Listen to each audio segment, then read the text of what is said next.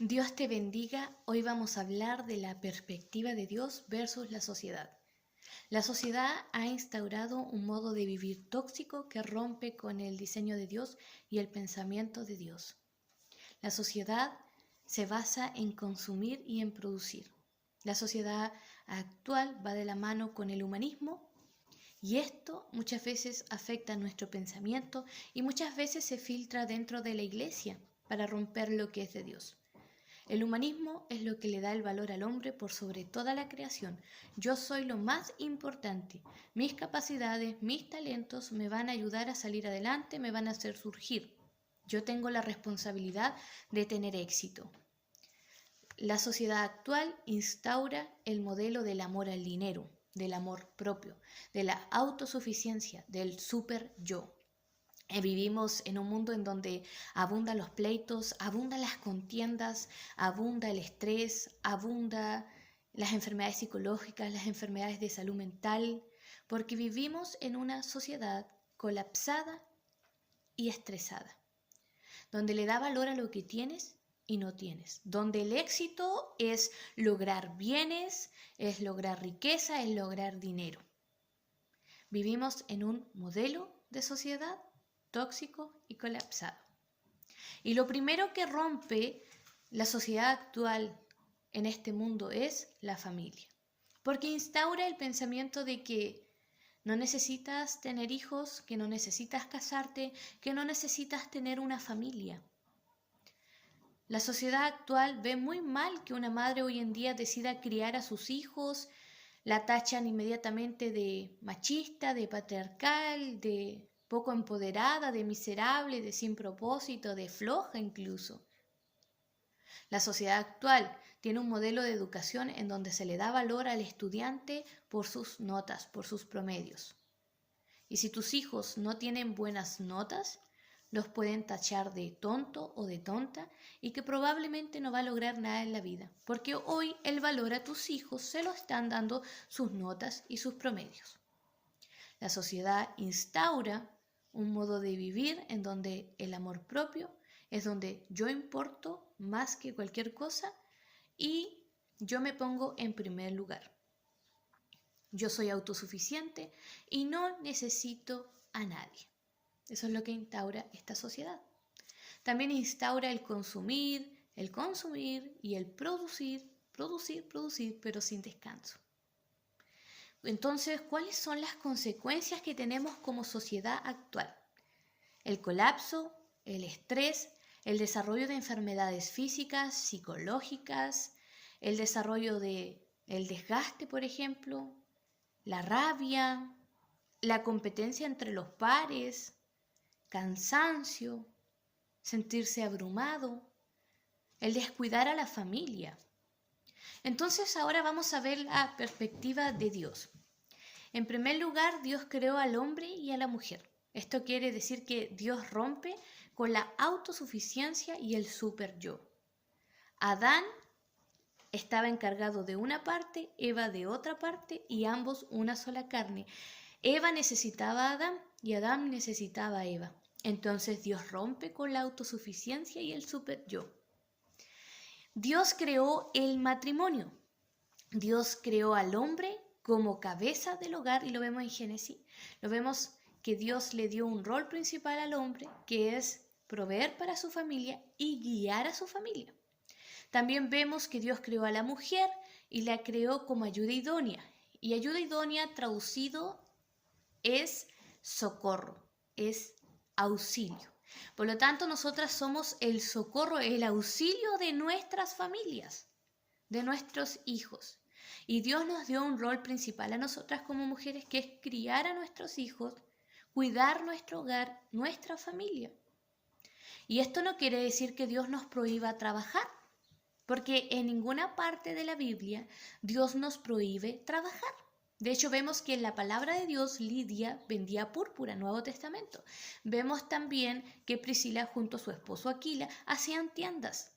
Vemos también el ejemplo de la mujer virtuosa en Proverbios, que era una mujer que podía ser emprendedora, empresaria, negociante, que podía encargarse de las vestiduras, de los alimentos de su familia. Era una persona muy capaz, porque Dios creó a la mujer muy capaz de hacer muchas cosas.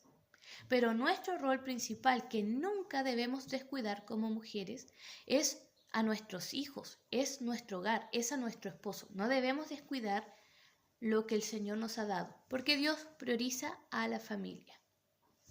Dios viene a romper con el amor propio que es egoísta, en donde solo importas tú. Dios lo viene a romper y lo rompe con un mandamiento. Amarás al Señor tu Dios con todo tu corazón, con toda tu alma y con toda tu mente. Esto quiere decir que lo amarás por sobre de ti, lo amarás por sobre toda la creación. Jesucristo dijo, quien quiere venir en pos de mí, niéguese a sí mismo. O sea, yo debo negarme a mis propios deseos de mi carne, a mis pecados, a mi propio pensamiento y seguir a Cristo, hacer la voluntad de Dios. Por lo tanto, Dios da muerte al amor propio cuando dice, me amarás a mí por sobre todo lo demás. Yo soy primero. Entonces, nosotros no somos primer lugar, somos nosotros quienes debemos amar a Dios con todo nuestro corazón, con toda nuestra alma y con toda nuestra mente. Y también rompe el amor propio cuando da el segundo mandamiento que dice, amarás a tu prójimo como a ti mismo. Y esta parte es muy difícil, porque es difícil amar a los que te torturan, a los que te tratan mal, a los que han generado en ti tal vez heridas. Pero cuando se trata de perdonar a aquellos que nos ofenden, se trata de algo que puede que uno tenga razón, pueda estar molesto, pueda sentirse herido, pero cuando Dios nos dice que debemos perdonar es para que Dios pueda obrar en nuestra vida y sanar nuestro corazón, que no brote en nuestro corazón amargura, rencor, que nos aleje del propósito de Dios en nuestra vida. Entonces, ¿cómo nosotros podemos tener paz en medio de este mundo? Sabiendo, en primer lugar, que debemos perdonar a aquellos que nos ofenden. Jesucristo en la cruz del Calvario le perdonó el pecado a aquellos que le habían torturado, le habían matado, a aquellos que se habían burlado de él, y Dios pide a su Padre que no les tome en cuenta ese pecado. Así, la iglesia primitiva, que sufría persecución, seguía predicando el Evangelio. Y los 12 apóstoles sufrieron persecución y fueron torturados. Es más, la mayoría de ellos perdió la vida. Y aún así ellos seguían predicando el Evangelio. ¿Por qué? Porque entendían algo, que todos nosotros somos pecadores, que todos nosotros tenemos la necesidad de un Salvador que es Jesucristo, que no hay justo, siquiera uno que no peque. Todos nosotros somos pecadores. Todos nosotros necesitamos a Jesucristo. Si hoy nosotros hemos conocido a Cristo y nosotros hacemos el bien, no dañamos a los demás, o hacemos lo correcto, seguimos la voluntad de Dios, es porque hemos conocido a Jesucristo. Él nos ha revelado la verdad de su Evangelio, pero nunca debemos olvidar que nosotros estábamos muertos en delitos y pecados antes de que Jesucristo venga a nuestro rescate. Todos nosotros, toda la humanidad merecía condenación. Toda la humanidad estaba bajo condenación y quien viene a cambiar esto es Jesucristo. Por lo tanto, no hay justo, siquiera uno, que no peque. Todos somos pecadores, todos somos inmerecedores de la gracia de Dios. Pero Jesucristo pagó un precio por nosotros, para que nosotros podamos ser salvos. Él viene a cambiar este dilema. Por lo tanto, Dios no te está diciendo que no apliques la ley terrenal. Si a ti te maltratan, si a ti te hacen infidelidades, si de ti abusan o roban en tu hogar, te roban algo, Dios no nos prohíbe usar la ley terrenal, porque aún la ley terrenal Dios la permitió, Dios la creó. Por lo tanto, Dios no te está diciendo que no apliques la justicia, pero lo que Dios nos está diciendo es que no nos gocemos de la injusticia, que no deseemos que nuestros enemigos se vayan al infierno, porque la Biblia dice que nosotros no nos debemos gozar de la injusticia, que nosotros no debemos desearle el mal a nadie. Porque usted no se desea el mal a sí mismo, ¿verdad? Usted no desea fracasar, no desea que le vaya mal, no desea que todas las cosas le sean de forma negativa. Entonces nosotros no debemos hacer lo mismo con el prójimo, entendiendo que todos necesitamos ser salvos, todos necesitamos el perdón de Dios. No hay nadie, porque aún con nuestro propio pensamiento, si yo pienso en herir a alguien o matar a alguien, aún así estoy pecando, ya he pecado delante de Dios. Por lo tanto, nosotros todos necesitamos a Jesucristo. Esto es importante entenderlo, que Dios pide que perdones muchas veces para que tú puedas sanar y no permitas que el enemigo ponga más ira, más sed de venganza, más cosas que dañen al final tu vida con Dios. Dios quiere sanarte, Dios quiere libertarte, Dios quiere darte un propósito en tu vida. Eso es lo que debemos entender hoy. Y bajo esta sociedad actual, Jesucristo tendría cero amor propio, porque Jesucristo dejó su reino, dejó sus bienes, dejó su riqueza, dejó todo lo que él poseía para venir a este mundo y sacrificarse por los demás, para que todo aquel que en él crea no se pierda, más tenga vida eterna. Jesucristo no vino a este mundo para que le sirvan, como muchas veces hay ministros, hay personas que quieren que la gente les sirva o los idolatre. Jesucristo vino para servir. Y dijo Jesucristo, aquel que quiera ser grande, póngase al servicio de los demás. Por lo tanto, Jesucristo fue alguien que entregó su propia vida por la humanidad, para que puedan ser salvos mediante Jesucristo. Entonces, bajo esta sociedad, él tendría cero amor propio por sacrificarse por los demás, porque Jesucristo pudo haberse bajado de la cruz, él tenía todo el poder para librarse de esa situación, pero no lo hizo por amor a los demás. Jesucristo puso a los demás por encima de él. También vamos a ver otro punto importante, que es que hoy en día la gente se vuelve loca por el trabajo. La gente trabaja, se desgastan, producen, y el día que se enferman, el día que dejan de producir, la empresa te despacha como un producto, porque la empresa busca excusas para despedirte. Porque a ellos no les importas tú. Lo que a ellos les importa es lo que tú rindes y lo que tú produces. Y cuando ya no les sirves, fácilmente te reemplazan. Y hay mucha gente que se desgasta en los trabajos, gente que no tiene tiempo.